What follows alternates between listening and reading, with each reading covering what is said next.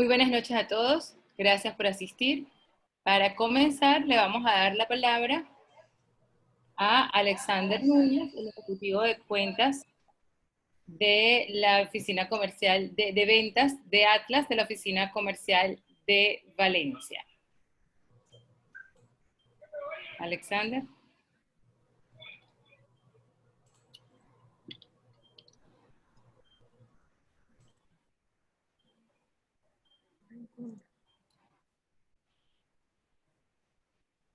Está tratando de conectar el audio.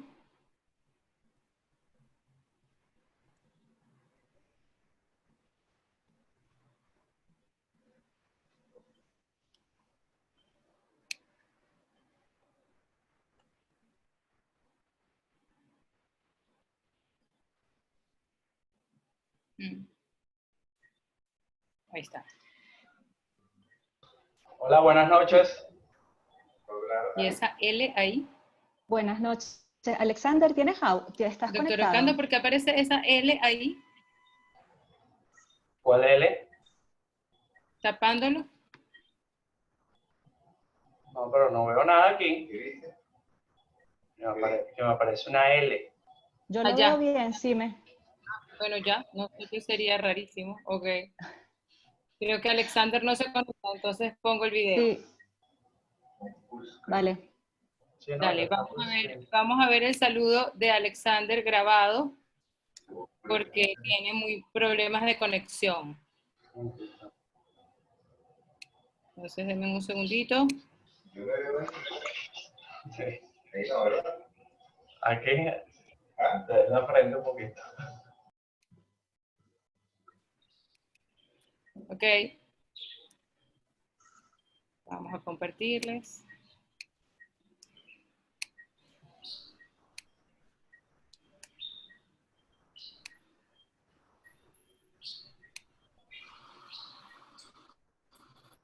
Muy buenas noches, Atlas y los miembros del Club de Deportes de Valencia. Le damos la bienvenida a nuestra 10ª segunda reunión. Como todos saben, nos encontramos en fase de incremento en los contagios de COVID-19, por lo que aprovechamos este espacio para recordar y mantener para las distintas situaciones de salud, así como en nuestras redes y visitar le doy la palabra a Ximena Sánchez,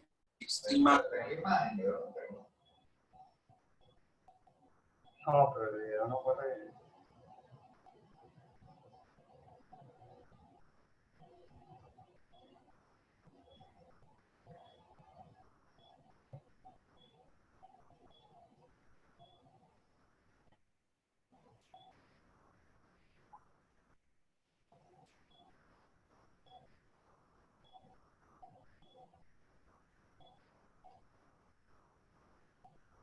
¿Aló? Se fue el audio. Sí, vamos a ver qué pasó, porque el video no se escuchó bien y ahora no está Ximena. Vamos a esperar un momento. Porque eso de Alexander es un video. Sí, era un video grabado.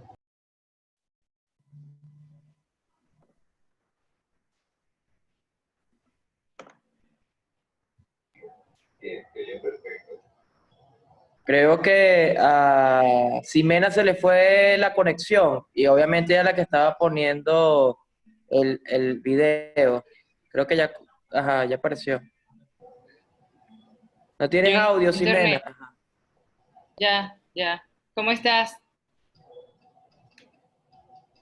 Ok, aquí Ok. estoy. Perfecto. Sí, ya. Vale, listo.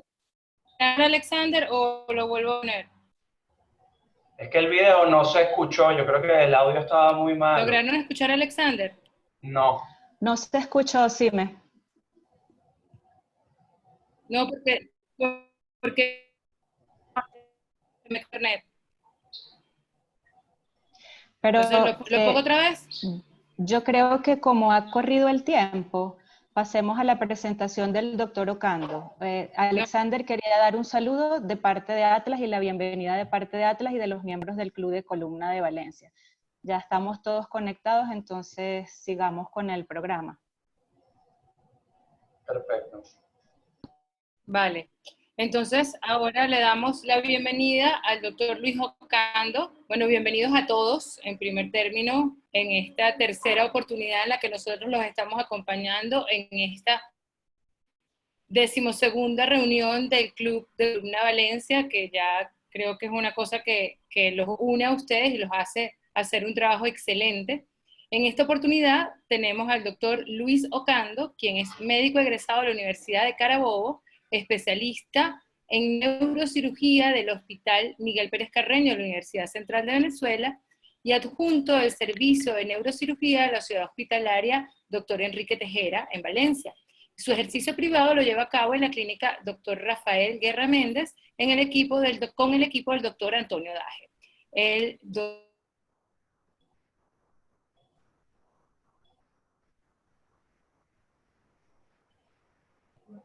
Se fue.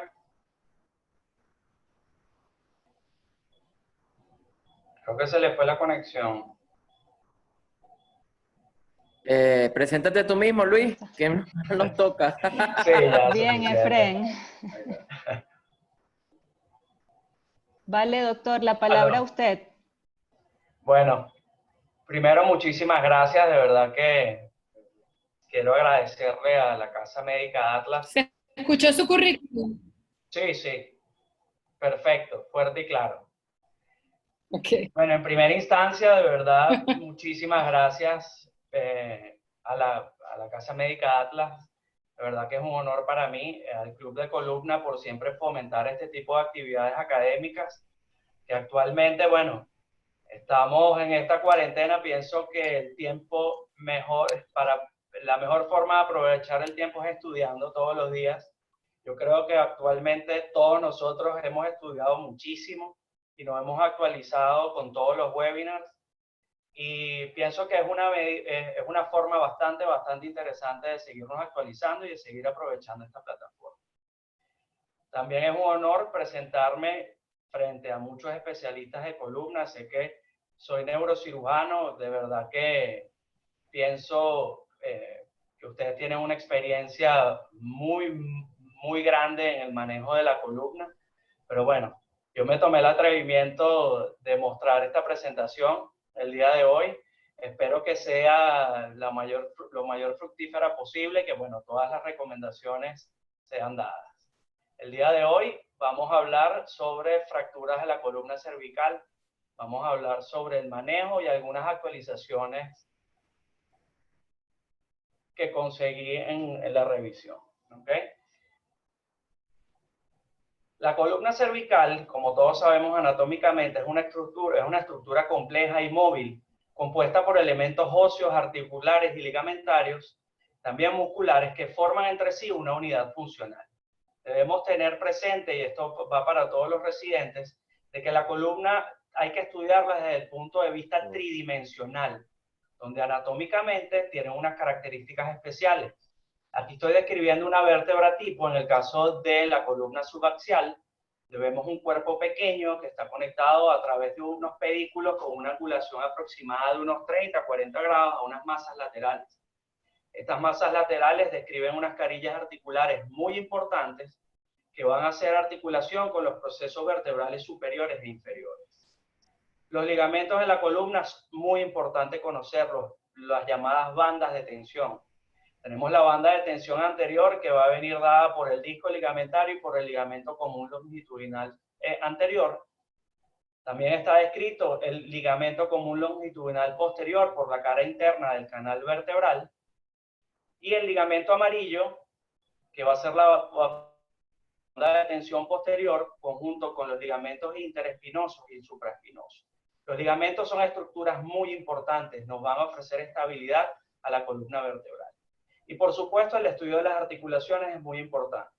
En este caso, por la porción posterior, tenemos las articulaciones facetarias o cigapofisarias, que van a articular la carilla superior de la vértebra inferior con la carilla inferior de la vértebra superior. ¿Okay? En este caso, vamos a ver que la articulación tiene una proyección aproximadamente de 45 grados, lo que va a brindar resistencia a la movilización del cuello.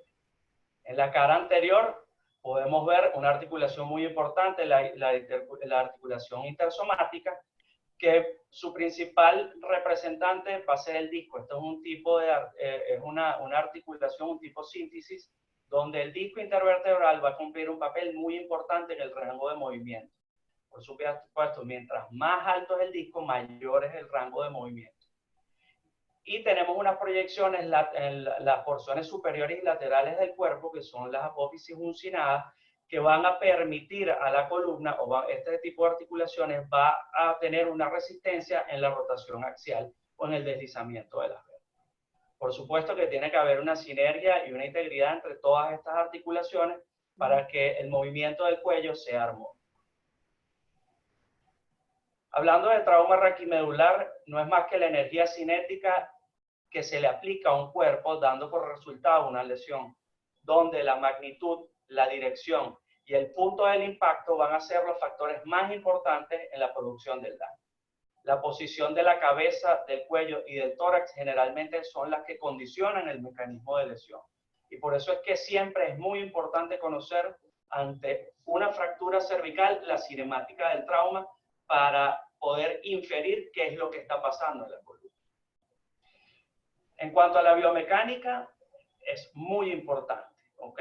Vemos que la columna subaxial es la responsable de mucho rango de movimiento en todos los movimientos, tanto de flexoextensión como flexión lateral y rotación. Por supuesto que las lesiones van a estar más asentadas en la zona de transición en vista de que estamos pasando de una columna móvil a un objeto fijo y la resistencia va a ser mucho mayor. Por eso es que en la columna cervical la mayor parte de las lesiones se ubican en las vértebras superiores como la segunda vértebra o en las vértebras más inferiores como son C5, C6 y C7. La epidemiología en Venezuela, como todos sabemos, los trabajos actualmente epidemiológicos no es nuestro fuerte. Podemos generalizar nuestra epidemiología con el resto de países subdesarrollados.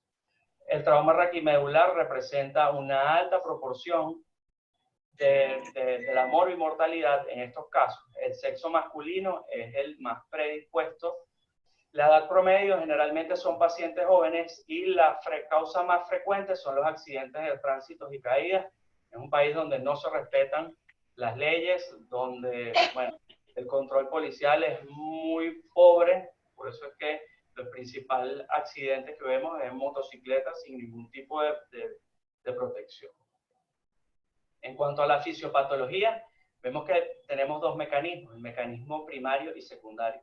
El primario implica una lesión mecánica inicial debido a la deformación local y transformación de la energía. Esto es un proceso que es irreversible.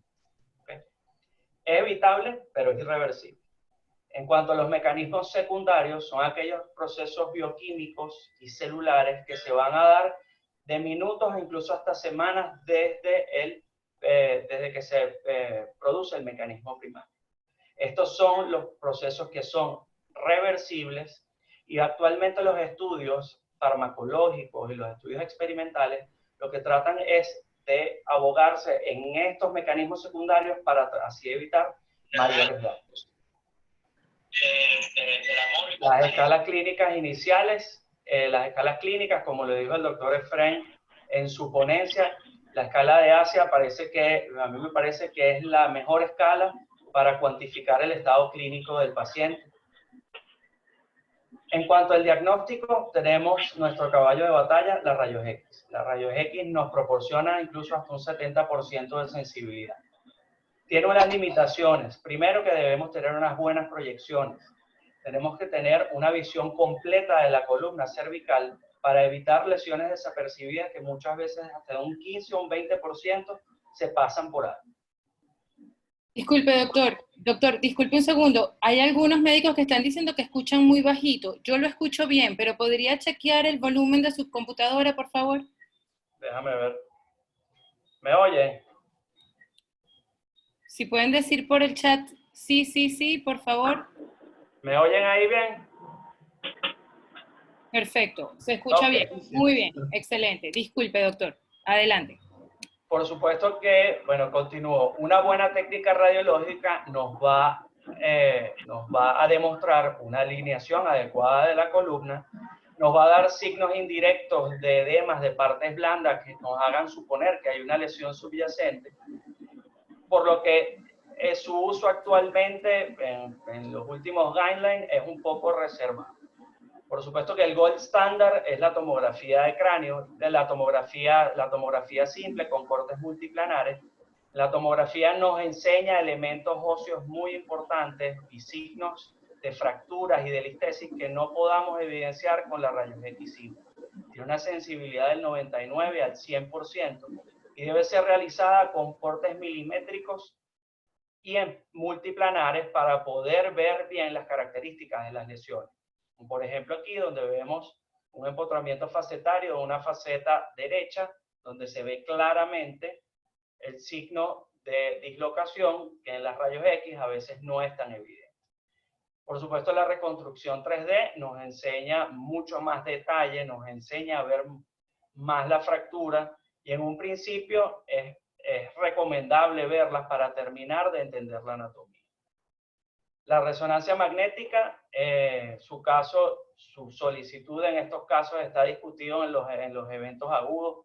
Particularmente creo que es una herramienta muy útil que nos permite ver elementos blandos, nos permite ver el estado de la médula espinal, si hay discos traumáticos, hematomas, si tenemos dudas y estabilidad, ya que es muy sensible para ver las lesiones ligamentarias. Tiene mucha sensibilidad, poca especificidad. Y también ofrece un valor pronóstico. En el 2017 se realiza un estudio donde se relaciona la resonancia magnética de las 48-72 horas con el pronóstico de los pacientes en trauma raquimedular. Vieron que aproximadamente, concluyeron que una intensidad de señal mayor a 45 milímetros en el plano sagital, en una secuencia potenciada en T2, va a tener un peor pronóstico y un peor resultado en los pacientes. En cuanto al manejo inicial, las normas básicas de la TLS, una vía aérea permeable, una ventilación adecuada, que el paciente no amerite o no ventilación mecánica, que es muy importante en estos casos, una circulación adecuada para mantener una buena perfusión, la cuantificación del déficit neurológico y la exposición al ambiente, asociando también patologías que estén acompañadas al trauma. Tenemos que saber que es un manejo multidisciplinario. Tiene que ser un manejo multidisciplinario entre organismos de choque, unidad de terapia intensiva, cirugía de columna y neurocirugía. Desgraciadamente en nuestros hospitales no contamos con unidad de terapia intensiva para todos los lesionados o fracturados medulares, pero no por eso debemos que tenerlo bien claro de que son pacientes que necesitan cuidados intensivos. Las medidas farmacológicas actualmente, controversias en todos los ensayos clínicos actualmente, todos suspendidos. La AO hace un mes suspendió el último ensayo que era el Risusol, que se utilizaba para evitar los daños secundarios por falta de financiamiento. Pasaron las primeras etapas en prácticas en animales y cuando fueron a lanzarlo en estudios en humanos, lo suspendieron por costo. Por supuesto, la debatida metilprednisolona. La ANS contraindica su uso en el 2013, así que peores son los efectos secundarios que los beneficios. La AO Spine en el 2016 recomienda su uso siempre y cuando sea utilizada dentro de las primeras 8 horas del trauma y siempre poniendo presente la edad y las comorbilidades del paciente. Pero actualmente el manejo se tiene que basar en una reducción, en una descompresión y en una estabilización temprana con una buena perfusión de los tejidos. Una buena perfusión manteniendo una presión arterial media entre 85 y 90 milímetros de mercurio nos garantiza una buena perfusión. Es muy difícil en presencia del trauma raquimedular y por eso es que tenemos que tener un manejo conjunto con las unidades de terapia. Pero ¿qué es una descompresión temprana? La descompresión temprana es aquella que es llevada dentro de las primeras 24 horas. El estudio Stasis lo demostró en 313 pacientes, hasta un 20% de sus pacientes consiguieron mejoría de hasta 2 puntos en la escala de ASIA a los 6 meses de estudio. Tenemos que clasificar las fracturas.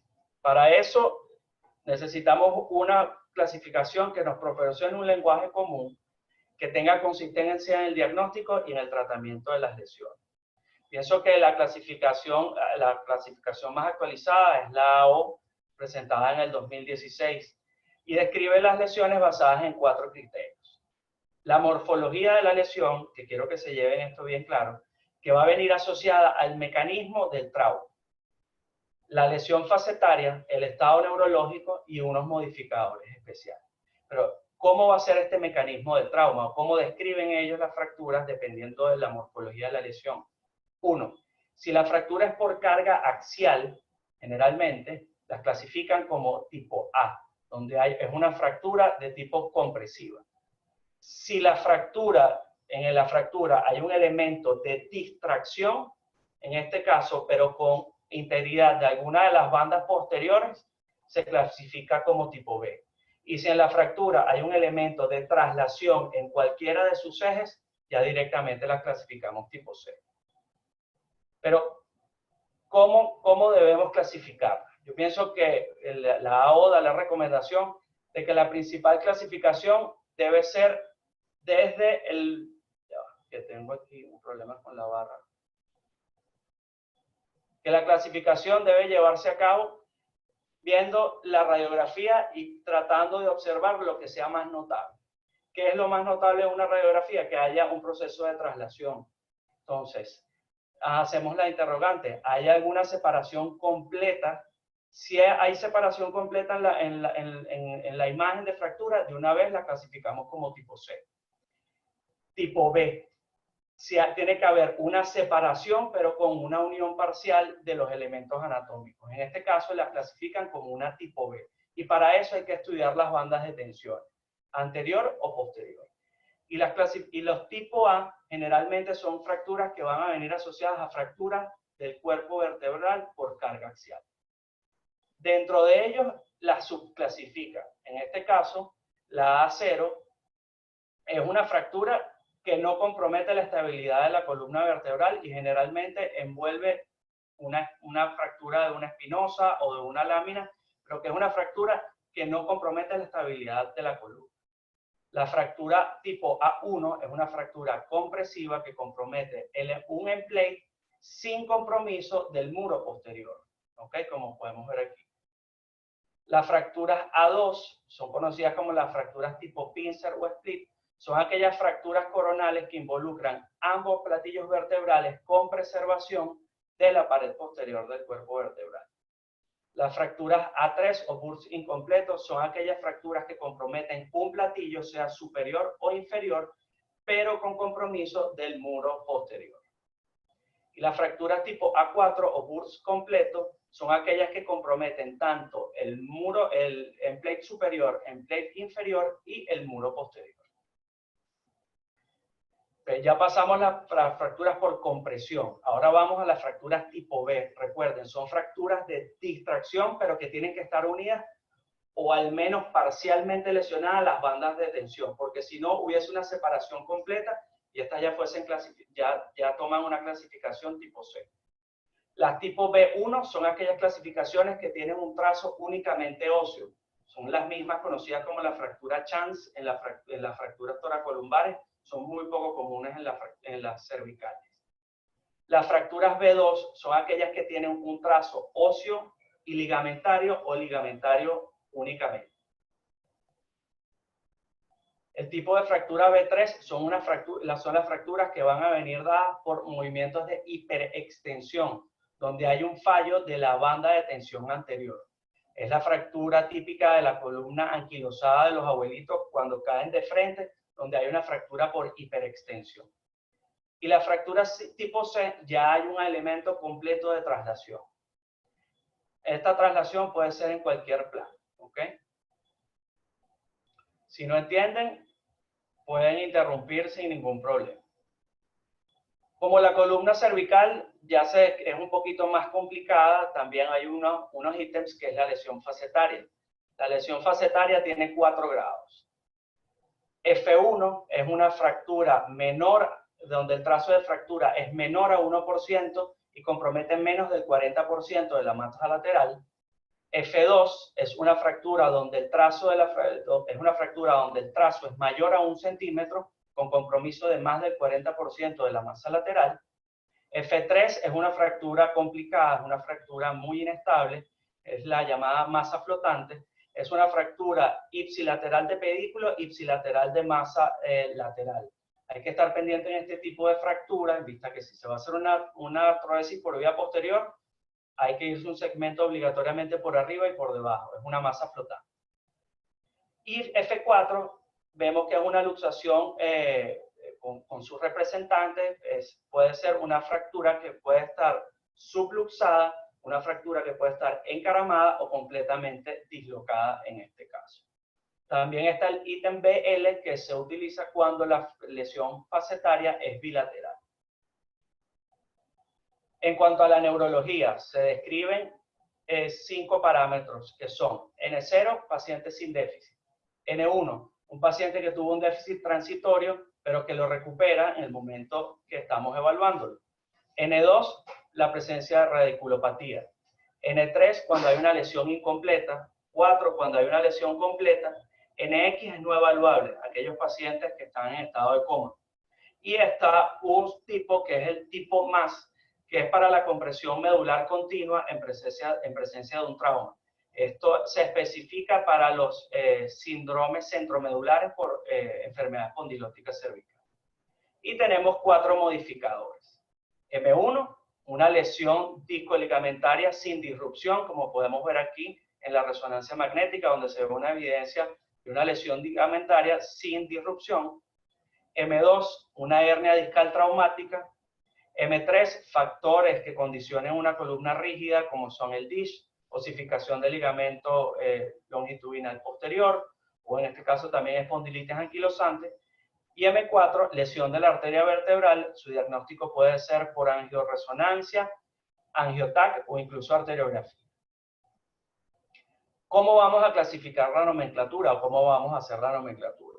En primera instancia vamos a colocar la lesión primaria, que en tipo A debe ser la vértebra afectada, tipo B y C hablamos directamente del segmento afectado. Las lesiones tipo B se deben especificar si vienen acompañadas o no de una lesión secundaria. Y los modificadores se colocan entre paréntesis. Primero se describe la faceta derecha, luego se define la faceta izquierda, estado neurológico y el modificador. Tenemos un ejemplo. C7T1C, ya sabemos que es una fractura por traslación, donde hay un compromiso F4, una dislocación bilateral de facetas, en este caso por ser BL, con un déficit neurológico completo. Tenemos esta otra clasificación, C5-C6-C, es una fractura por traslación, entre paréntesis C5A2. ¿Qué quiere decir esto? Que el cuerpo vertebral de C5 sufrió una fractura por compresión con traslación. ¿Ok? Otro ejemplo, C3-C4-C, entre paréntesis F4. Vemos que en C3-C4 hay una lesión por traslación. F4, una lesión unifacetaria, en este caso una fractura con dislocación de la faceta. Clasificamos, yo sé que es un poco complicado la clasificación de la fractura, pero pienso que usándola y aprendiéndonos los ítems va a ser mucho más fácil entender. Una vez que clasificamos la fractura, tenemos que hablar de si es estable o no es estable la fractura para tomar una decisión. Y en el año 2006, el grupo de estudio de trauma de columna, liderizado por el doctor Vaccaro y el doctor Dvorak, describe la clasificación SLIC. Particularmente yo siempre hago esta clasificación, es una clasificación que nos da idea de la conducta quirúrgica que podemos hacer, y ellos toman 3 elementos a evaluar. La morfología de la lesión, que igual que la clasificación AO, toman las fracturas por compresión, por estallido, por distracción o por rotación traslacional. Es lo mismo. Vemos aquí que pueden ser fracturas tipo A, tipo B o tipo C. Evalúan el complejo discal y ligamentario en intacto, indeterminado 2 puntos, y si hay una disrupción completa 3 puntos, y el estado neurológico. 1 punto si hay radiculopatía, 2 puntos si hay un déficit completo, 3 puntos si hay un déficit incompleto y colocan +1 para una lesión compresiva persistente. Esto es en los casos también de enfermedad espondilótica cervical. Si hacemos la sumatoria mayor o igual a 5 puntos, ya es una fractura que es quirúrgica.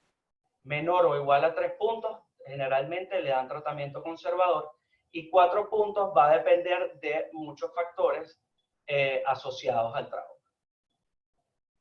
De ellos, por supuesto, derivan esta serie de flujogramas para tratar de buscar una decisión y qué abordaje tomar en la fractura.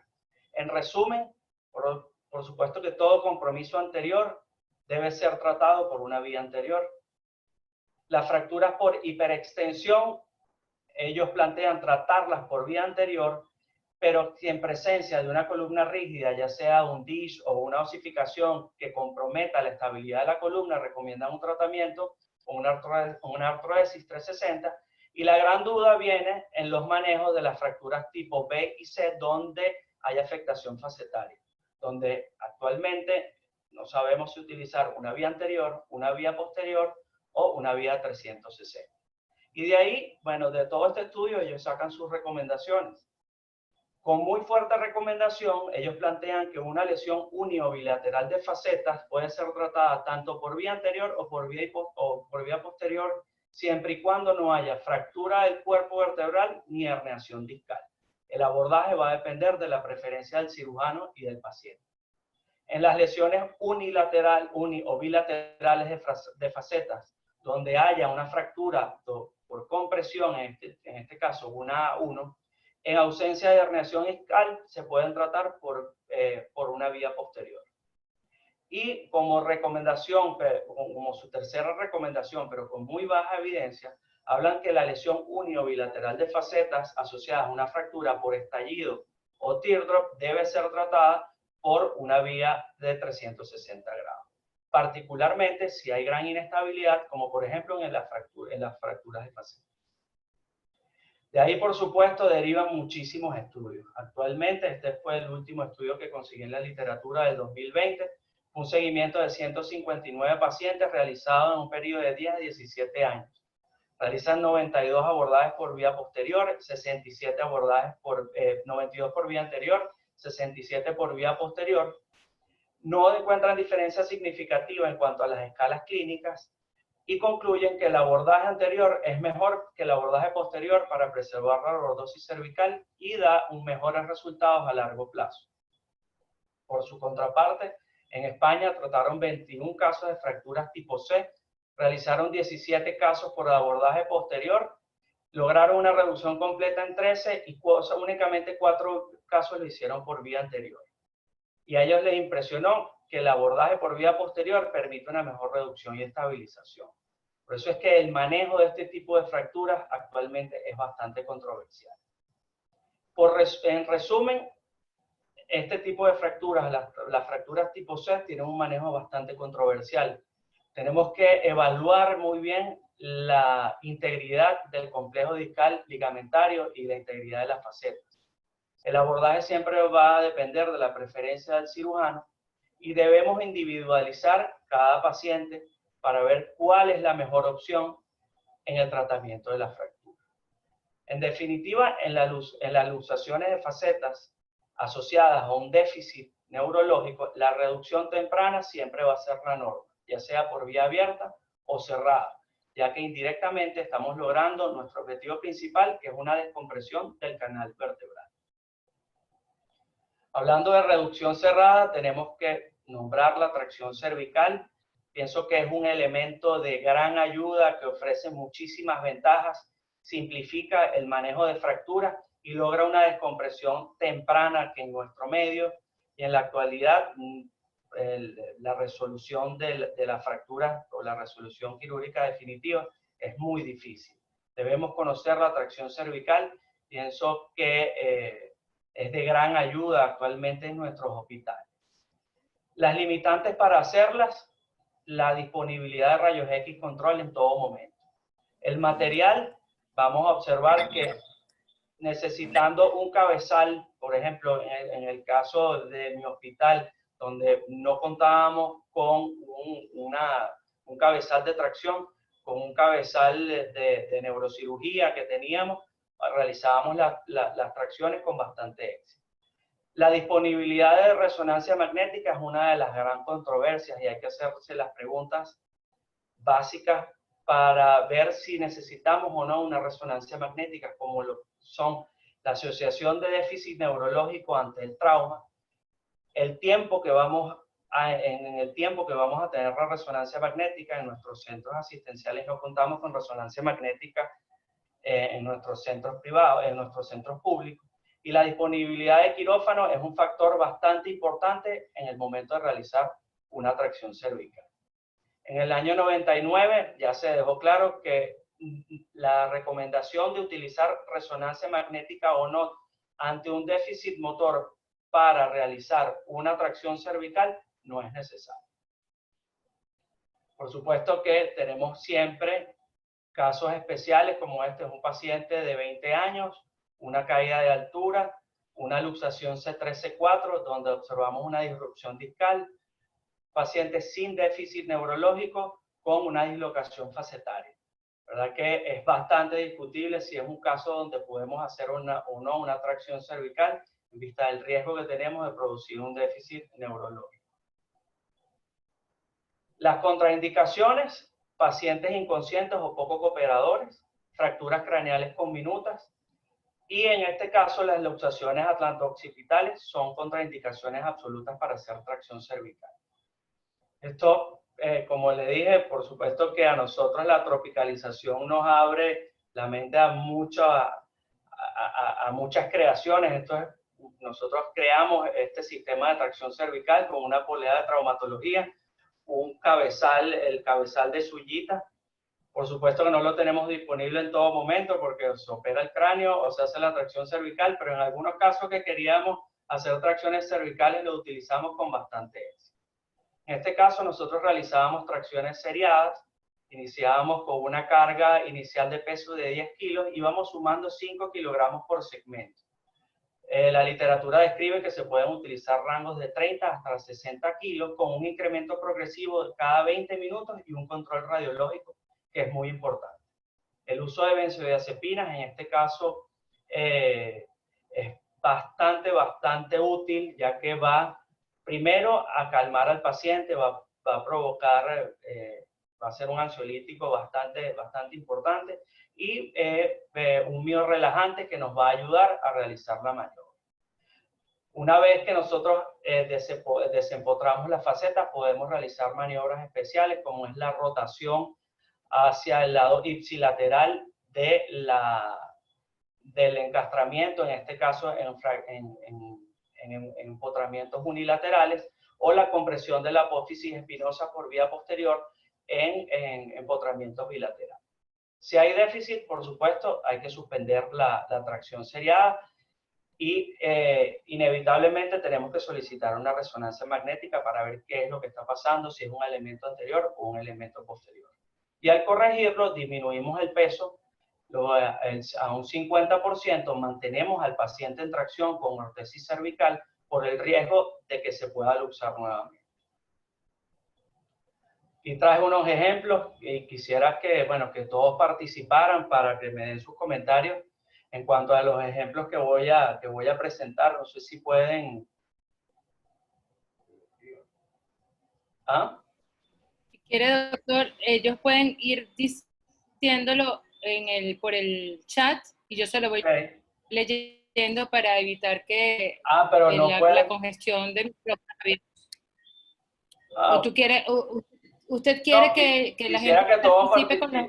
Sí, quisiera que todos participaran para que dieran sus comentarios, que estos son unos casos que voy a presentar. Ok, entonces levanten la mano abajo en el Zoom, tienen cómo levantar la mano y yo les voy dando la palabra, para que no se nos vuelva esto un desastre.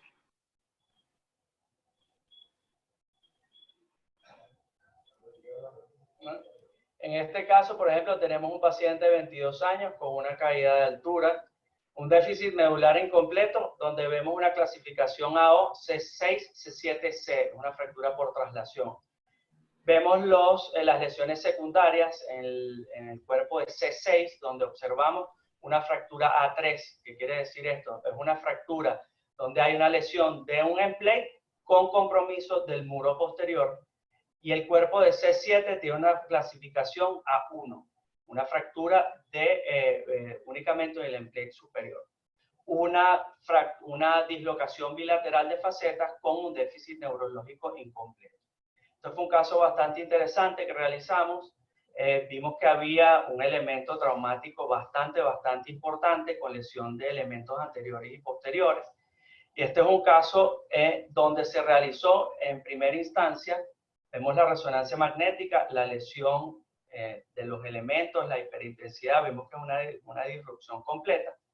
En este caso, se realizó primero una reducción por vía posterior, colocamos unos tornillos transfacetarios C5, C6, acompañados con unos tornillos transpediculares C7, T1.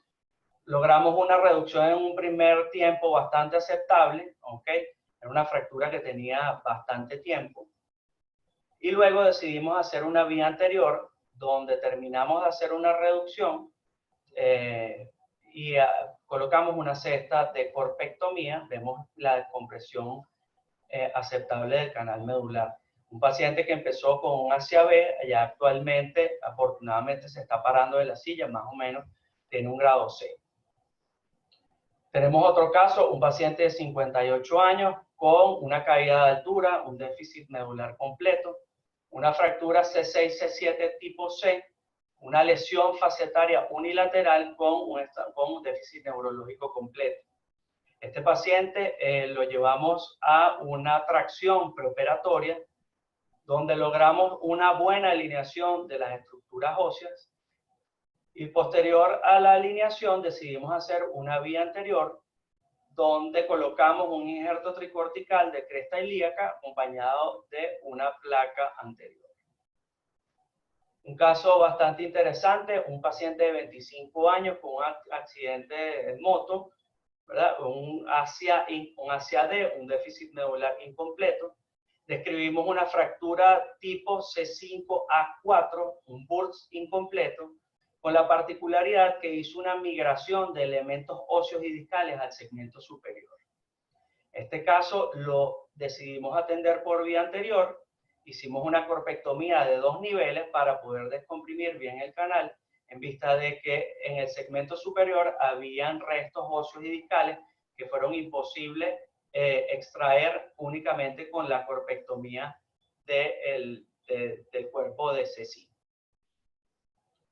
Aquí tenemos otro caso bien representativo, un paciente con un déficit medular incompleto, una caída de altura, una fractura C5 tipo A4. A4 sabemos que es un burst incompleto, vemos el compromiso del muro posterior, del platillo superior, del platillo inferior, asociado a una contusión medular. Incluso se observa el trazo de fractura que envuelve ambos platillos y el cuerpo posterior. Y en este caso decidimos hacer una vía anterior. Hicimos una descompresión del canal, una corpectomía y suplementamos la artrodesis con una cesta, una malla de corpectomía y una placa cervical anterior. Este es el último caso, un paciente que tuve la oportunidad incluso de operar en conjunto con el doctor Efren Peña en el hospital. Este caso me dio una lección bastante importante de tomar cuenta los modificadores o lo que significa una columna rígida. Este caso fue una fractura C5, C6 tipo C. Observamos la traslación del segmento. Una fractura bilateral con una luxación bilateral de facetas, un déficit neurológico incompleto y un modificador N3 donde pueden ver la osificación prácticamente completa de todos los elementos de la columna. En este caso habíamos decidido hacer una vía 360 grados. Comenzamos con una vía posterior con una buena reducción de la columna. Tuvimos que parar la cirugía por inestabilidades hemodinámicas del paciente. En el postoperatorio inmediato, el paciente vuelve a presentar un déficit neurológico dado por un déficit respiratorio agudo, y en el control observamos que hubo una falla del material con una pérdida del tornillo y una lesión nuevamente con una listesis del segmento. Tuvo que ser reintervenido el paciente. En este caso, volvimos a intervenir por vía posterior, colocamos un tornillo de rescate y complementamos la artrodesis por vía anterior con una placa cervical anterior. Como conclusiones, tenemos que saber en esta charla, como conclusiones, es importante conocer las estructuras en riesgo en el traumatismo de la columna cervical. La evaluación de las estructuras y de los pacientes debe ser siempre individualizada. Y la alineación y la artrodesis debe ser basada en los principios biomecánicos. Muchísimas gracias. ¿Algún comentario? Y doctor, ahora abrimos la sesión de preguntas y respuestas, porque el que quiera participar puede hacerlo o por el chat o abriendo su micrófono para participar. Para esto nos quedan solamente 15 minutos, porque faltan 5 para las 9 y tenemos hasta las 9:15. 9:10, 9:15. Bueno, Luis, buenas noches a todos. A Luis, hermano, te felicito, excelente ponencia. Lograste sintetizar de una forma bastante objetiva lo que representa el manejo de la lesión de la columna cervical subaxial. Sin duda alguna, tocaste los elementos más importantes y más básicos en este tipo de lesiones.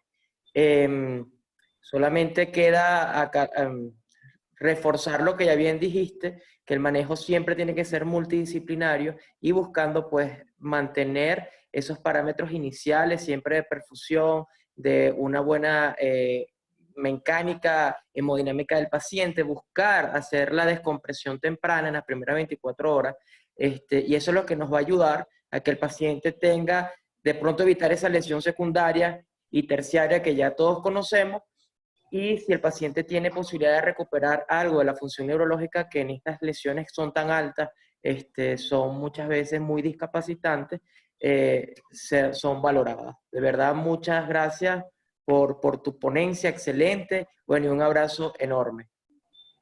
Doctor Ocando, gracias, doctor Efren. Doctor Ocando, el doctor Daher le pregunta, primero le dice que es una excelente presentación y le pregunta, se me fue, ¿cómo hacemos en los hospitales sin TAC y sin quirófano? Bueno, si no tenemos tomografía y no tenemos quirófano, tenemos que barrernos de la rayos X. Por supuesto que la conducta inicial en este caso siempre tiene que ser la descompresión para tratar de evitar el déficit neurológico. Pienso que en estos casos la tracción cervical nos ayuda muchísimo. Primero hay que cuantificar el déficit neurológico. Si es un paciente sin déficit, deberemos esperar por un estudio, porque realizando una maniobra en un paciente sin déficit podemos causar más daño. Podemos causar un daño neurológico que no tiene. Okay. Si hay... No, perdón, adelante. Si estamos en presencia de un déficit neurológico, tenemos que identificar en la rayos X si hay un segmento afectado, y la tracción cervical en este caso pudiese ser una opción para lograr una buena alineación y descompresión de elementos neurales. Ok. Hay muchos comentarios que lo felicitan, dice que está muy bien resumido, que es excelente la presentación.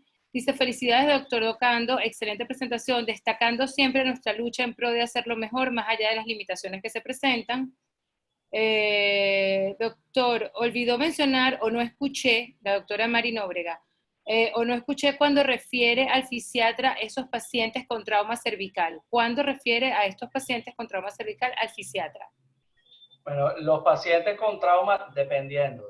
Si es antes de por supuesto que, como ya lo habíamos visto anteriormente, si estamos esperando por una conducta quirúrgica, que generalmente es el común denominador en nuestros hospitales, por supuesto que la intervención fisiátrica empieza de inmediato. El paciente en cama, así no logremos una estabilización completa de la fractura con una órtesis cervical, el paciente tiene que ser sometido a rehabilitación. Y posterior a la estabilización de la columna, de inmediato.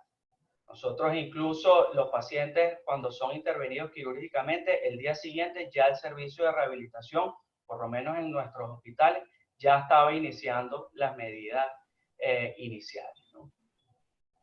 Excelente. Bueno, muchos saludos a la doctora Nora, fue la ponente anterior. El doctor Snow le dice, excelente presentación, y le dice, ¿cuál es su postura ante el uso de metilprednisolona? Mira, yo tengo, bueno, mi posición con el uso de la metilprednisolona es, yo pienso que es un medicamento que es útil siempre y cuando se utilice evaluando los factores de riesgo. En pacientes jóvenes, en niños, en pacientes que no tengan comorbilidades asociadas, pienso que yo particularmente los uso, como lo especifica el esquema NACIS, calculando una dosis de carga y una infusión a las 24 horas, yo lo utilizo. Si estamos en presencia de un paciente mayor que está presente muchas comorbilidades, un déficit neurológico completo, ahí sí es más cuestionable el uso de la metilprednisolona. Ok. ¿Alguna otra pregunta? ¿Quiere hacer alguien vía chat? A ver, le da las gracias al doctor Snow. El doctor Douglas desde Maracaibo le dice que excelente, que muchos saludos. El doctor José Antonio González tiene la mano levantada. Vamos a reiniciarle el audio para que pueda hablar. Buenas noches. Buenas noches, ¿me oyen? Hola Luis, ¿cómo están? Bien, muy bien, Saludos, chévere. saludos a todos, felicidades por la presentación. Gracias. Bueno, esto es un tema bastante interesante para tanto neurocirujanos así como especialistas en columna, en vista de las limitaciones que tenemos en nuestros centros, porque muchas preguntas que son válidas, como la que realizó la doctora Díez y el doctor Daje. ¿Cómo hacemos sin tomografías? ¿Cómo hacemos sin rayos X? Para el momento, sabemos que tenemos algo que se llama tiempo medular, que mucho más rápido ataquemos la lesión, mejor es el pronóstico para el paciente. Tuve la oportunidad de trabajar en un trabajo en Colombia en conjunto con Global Neurotrauma, en la cual, bueno, ya se sabe de que la descompresión temprana o realizando un control de daño, el paciente evoluciona satisfactoriamente. La pregunta es, ¿cómo hacemos nosotros acá en Venezuela con tantas limitaciones? Muchas veces nos dicen que nosotros somos magos, no es ser mago, sino que tenemos una incidencia de los pacientes en una recuperación mucho más difícil porque lamentablemente el diagnóstico es mucho más tarde. Bien, quiero invitar al público presente, en este caso a los neurocirujanos, a investigar, escribir aquí en Venezuela para representar nuestro trabajo fuera de Venezuela y bueno, poder llevar fuera de nuestra frontera lo que realizamos los venezolanos. Un gran abrazo y felicitaciones. Gracias.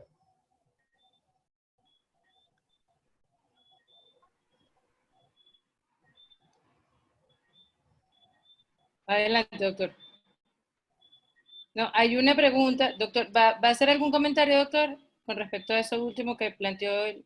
¿No? Bueno, el control de daño, claro, nosotros tenemos que valorar siempre, si no tenemos ningún estudio de imagen, mira, yo creo que es muy difícil lo que nosotros podamos hacer. Por supuesto que clínicamente podemos sospechar a qué nivel se encuentra una lesión. Pero en este caso la columna cervical, como es una columna muy inestable, si nosotros hacemos una descompresión, es muy fácil de que la columna se siga inestabilizando más. Nosotros tenemos que colocar algo que nos dé sostén. O sea, podemos descomprimir si tenemos la disponibilidad de un aloes que nos va a garantizar una inmovilización completa de la columna, lo podemos hacer. Pero de verdad que en estos casos el no tener una artrodesis definitiva es bastante difícil, ¿no? En este caso. Okay. Entonces que tenemos que tener alguna evidencia de lesión para poder actuar. Vale, tenemos una pregunta del doctor Luis Áñez. Con una fractura tipo C, de decidir abordarla por vía posterior, ¿cuántos segmentos involucra en la artrodesis? Saludos desde Maracaibo, hermano. ¿Cómo estás, Luis? Compañero mío en la residencia asistencial por allá. Los segmentos, dependiendo si únicamente lo vamos a hacer por vía posterior, se recomienda 2 segmentos por arriba y 2 segmentos por abajo. Si únicamente vamos a hacer la vía posterior, porque son lesiones tipo C, las lesiones tipo C son muy inestables, hay compromiso de la banda de tensión y de los ligamentos, que ofrecen mucha inestabilidad a la columna. Ok. El doctor Dajer, aunque usted ya habló del tema, pero repite, tenemos estudios de imagen limitados, solo rayos X, ¿qué hacemos? Con la rayos, si tenemos rayos X, sí podemos intervenir. ¿Okay?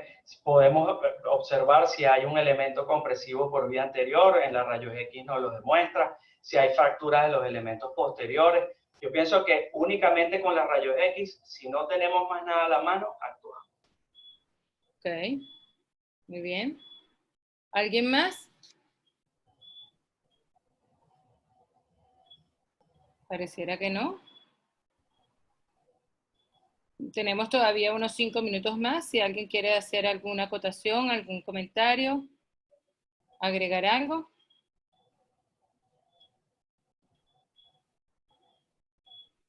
Parece que todo quedó muy claro.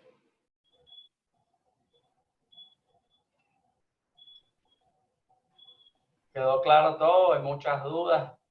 No, Bueno, parece, imagínense. Afortunadamente. Afortunadamente.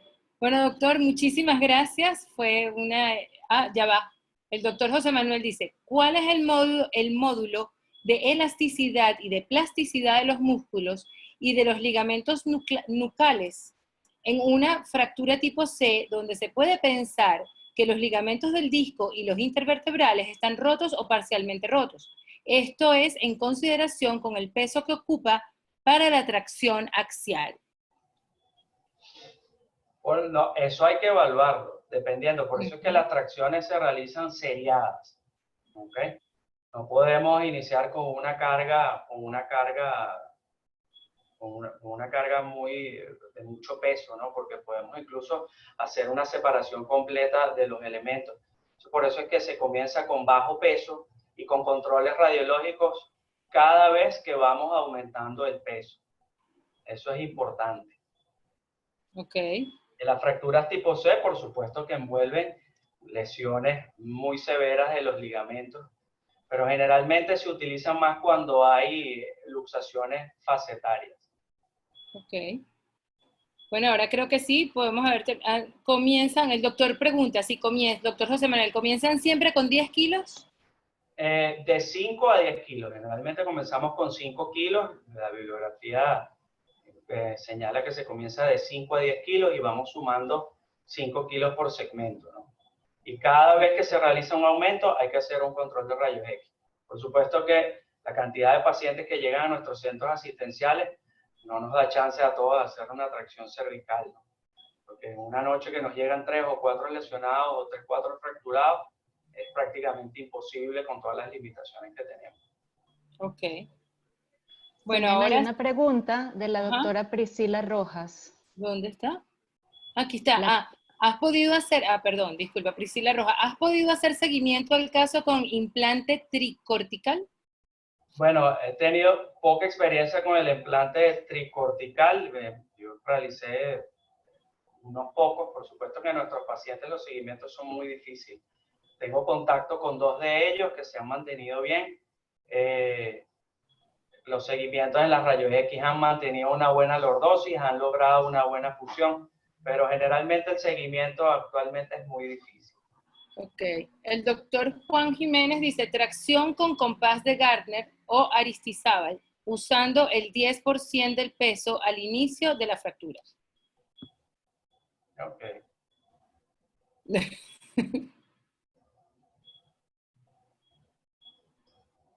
Ok. Ajá. Y el doctor José Manuel dice, exacto. O sea, que usted también está de acuerdo con eso. Sí, sí. Es que son varias fórmulas. El seriado tiene varias fórmulas de iniciarlo. Esta es una forma donde se empieza con el 10% del peso corporal. Ok. Bueno, fue un placer acompañarlos nuevamente en esta oportunidad en la reunión del Club de Columna Valencia, que es realmente una cosa muy exitosa y muy concurrida y además motivante, ¿no? Que ustedes estén haciendo este trabajo, además apoyados por el patrocinio de Atlas. Adrián Urdaneta dice, se tuvo una experiencia con este sistema, perdón, otro más, disculpe, ya estábamos despidiéndonos, pero aquí hay algo importante. Se tuvo una experiencia con este sistema de tracción que resultó muy positiva bajo el concepto explicado por el doctor Ocando, logrando reducción de la lesión facetaria tanto uni como bilateral. Excelente, brother. Un abrazo. Gracias, Adrián. Ok. Mi compañero. Qué bueno, qué bueno. Carolina, ¿quieres decir algo para despedir en nombre de Atlas? Agradecer y que estamos en estrecho contacto. Recuerden visitar nuestro Instagram, @atlasvenezuela, y nuestra página serviciosmedicosatlas.com. Allí encontrarán y podrán compartirla con los colegas que no pudieron conectarse. Colgaremos, como se dice, la conferencia del día de hoy del doctor Ocando. Buenas noches. Hasta luego, gracias. Gracias a ustedes y seguimos en contacto. En 15 días otra vez nos volvemos a encontrar. Muchísimas gracias por la oportunidad. Feliz noche. Feliz noche, hasta luego.